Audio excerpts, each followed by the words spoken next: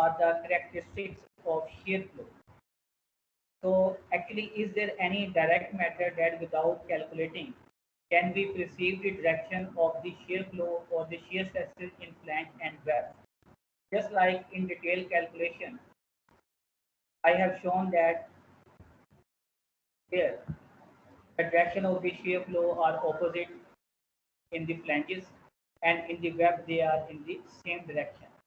So to perceive the direction of the shear flow, we are going to use the analogy of shear flow. Actually, here we are going to discuss that why we are referring the direction or the concept we are using the analogy of shear flow, or why we are not uh, representing as the distribution of the shear stress. So actually we are going to use the analogy of the flow. Just like the flow of the fluid or the water flow, flow is always unidirectional, and the flow is always originated from the one side and it is consumed on the other side. So same analogy we have to use. Just like in your fluid mechanics too, you have studied that total water flow or the fluid flow coming at the junction must be equal to the total shear flow or water flow or the fluid flow leaving the junction. So we are using the same analogy here. So number one characteristic is that shear flow in the part of the element which is parallel to the resisting shear is always in the direction of resisting shear force at any section or opposite to the applied. What does it mean? Actually, when I considered this derivation, so in this case, you can discuss the direction of the shear flow or the shear force or shear stresses in the web. And this web actually is the parallel to this applied force or parallel to this resisting force. So you can discuss the direction either in terms of applied force or in terms of resisting force. So if P is the applied external force, then the direction of the resisting shear force is in opposite direction. So the part of the element. So in this case, in this P section, I section, you are having flanges and web. So you will see that first of all, you need to check which part is parallel to this resisting shear force or this applied shear force. So I'm going to explain with respect to resisting shear force. This resisting shear force at any section will be equal to this applied force in case of this cantilever beam section. So in this I section, this web is parallel to this resisting shear. So direction of shear flow will have the same direction as of this resisting shear. Always try to or draw the direction of shear flow in the element which is parallel to shear force. Shear force. So here how I will show this. Actually, we are dealing with the three things. We are having three things. Number one, the direction of shear flow. Number two, what is the distribution or how the magnitude of shear flow is varying along the length. And number three is the force diagram that we can attain or obtain by multiplying the shear flow with the length of element. So just like in this B section, I'm assuming that resisting shear force is acting in downward direction. So this web is parallel to the resisting shear force at that section.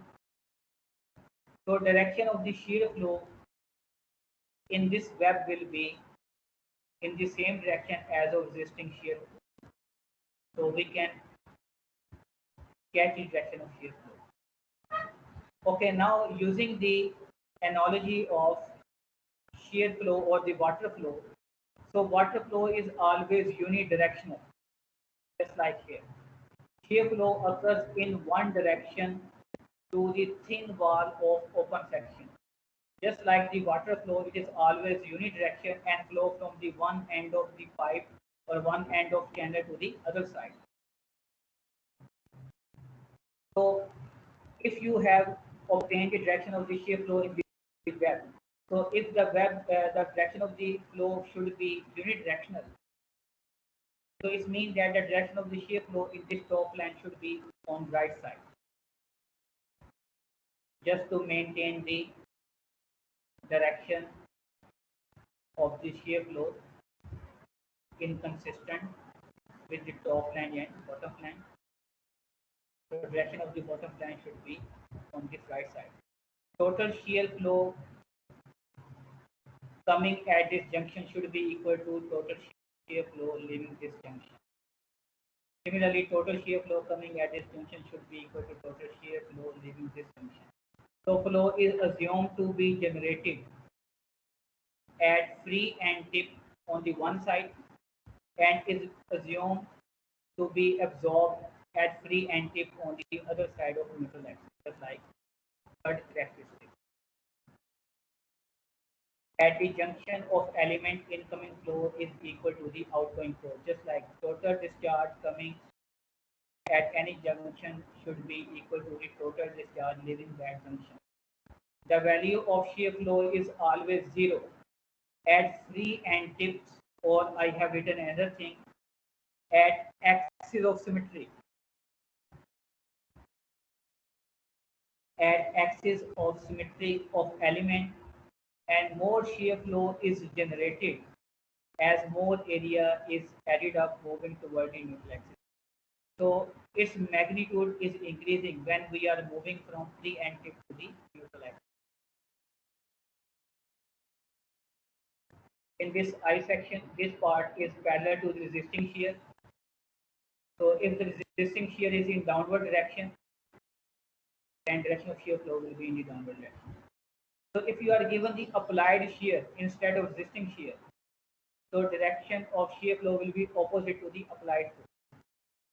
So if by mistake you have sketched this direction in upward direction, so I will also consider as a correct because that is not going to change the resultant answer.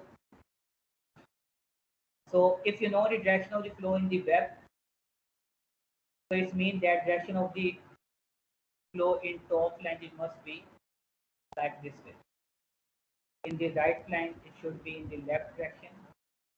So in the top left line, it should be in the right direction. So flow is originated at free end tip and it is moving in downward direction. So total flow coming at this junction should be equal to total shear flow leaving this junction. So that's why total shear flow at this web junction is equal to the summation of the shear flow in the plane.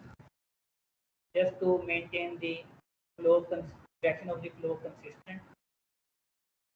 So direction of the shear flow in the bottom plane should be like this. In this T section, first you will sketch the direction of shear flow in the portion which is parallel to existing shear. The flow is generated at free end tip. At this junction, it must disperse like this. Okay, here now this characteristics. Shear flow is assumed to be generated from the one side of neutral axis and is assumed to be absorbed on the other end. Amount of shear flow is proportional to the first moment of area of all area added up to the point under consideration. We have already seen this.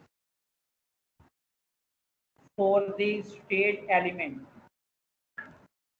perpendicular to the load, the magnitude of shear flow varies linearly as static moment of area varies linearly from free end tip to the junction, because when we are moving from free end tip to the junction in this flange, so thickness of the flange remain constant, movement arms with respect to neutral axis remain constant, only the width is changing. So that's why the variation of the shear flow or the magnitude of shear flow varies linearly in flanges. For these flanges, they are perpendicular to resisting or applied shear. So the element of the section which are perpendicular to the applied or resisting shear, they will have linear distribution of shear flow or shear stress. So we are having direction of shear flow and we are having variation of magnitude of shear flow. And the part of the element which are parallel to resisting shear or applied shear, for example, the web which are parallel to resisting shear or applied shear will undergo parabolic distribution, just like I have shown here. So shear flow is increasing from 0 to Q maximum with respect to half length, and at the junction of the web, we will have the shear flow 2 times of the shear flow of the flanges, and it will varies parabolically and will have the maximum value about the neutral axis. Okay, now the 10 point, the last point I'm going to explain. Those elements for which the contribution is insignificant in providing the moment of inertia are assumed to contribute or develop no shear flow, just like this case. We are having this head section or this inverted eye section.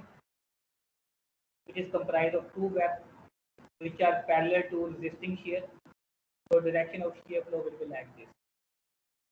So there will be no shear flow in this horizontal web because horizontal centroid of the horizontal web lying along the neutral axis.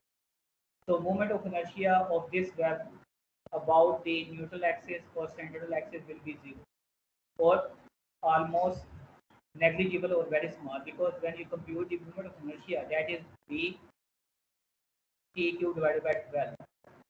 So if you are taking the cubic function of the smaller value, so they will also yield the smaller value that can be ignored.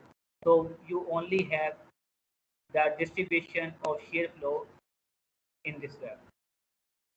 So it is generated at a free end tip on the one side of neutral axis, and it is being assumed to be consumed at free end tip on the other side. In this channel section, rotated channel section, direction of the shear flow in this web will be like this. But the shear flow in this web will not be equal to zero because centroid of this web is not lying along the centroid of the net area. So the moment of inertia of this web will be zero about its own centroid. But when you will transfer the moment of inertia from its own centroid to the centroid of net area, so that value will be significant, so which cannot be ignored. So now shear flow is generated at free end tip. So direction should be inconsistent. It should be here. So here I told you that we are having free end tip on one side of neutral axis, but we do not have the free end tip on the other side of neutral axis. Then I told you that I have modified the statement. So shear flow is assumed to be generated at free end tip or at axis of symmetry.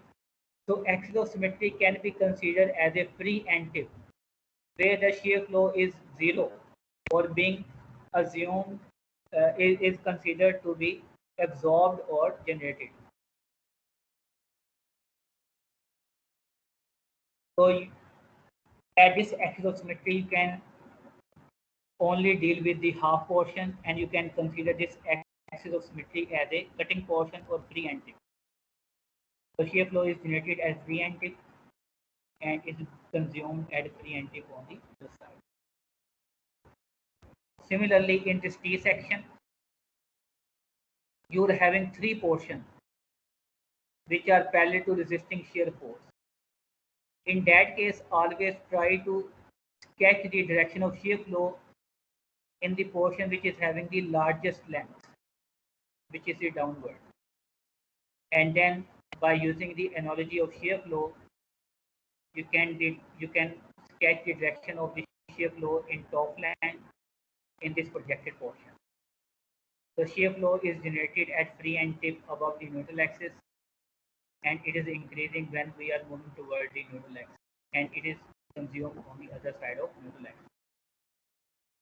And then we also discuss shear flow is always unidirectional, which will always flow through the center line of the element. So in this circular section, we do not have any free entity, but we are having axis of symmetry. So flow is generated at axis of symmetry on the one side, and it is consumed on the other side of axis of symmetry.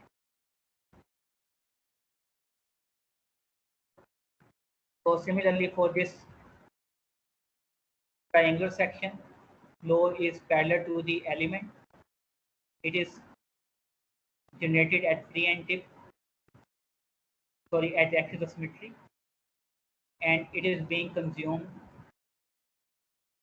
at axis of symmetry on the other side. So the vertical component of this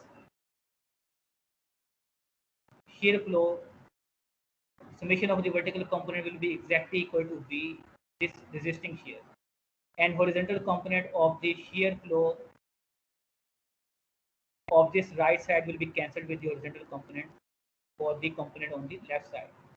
Similarly, on this rectangular section, hollow rectangular section, you can sketch the axis of symmetry and you can consider only half of this portion. And you can consider this axis of symmetry as a free end tip. You can sketch the direction of shear flow in the web, and then you can perceive the direction of the shear flow in the flanges. So summation of the shear forces in the half web will be equal to the half of resisting shear force. Here I have shown that if you consider any cutting layer, so the direction of the shear flow will be tangent to the surface. So if you resolving into two components, one will be horizontal and one will be vertical. This horizontal component will be cancelled with the horizontal component on the other side. And if you are summing up the vertical component from this top point to the bottom point, then the summation will be exactly equal to this distinction. So this point we have already discussed.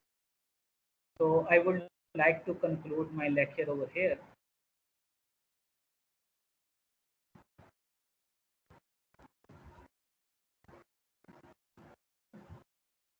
So now we are having very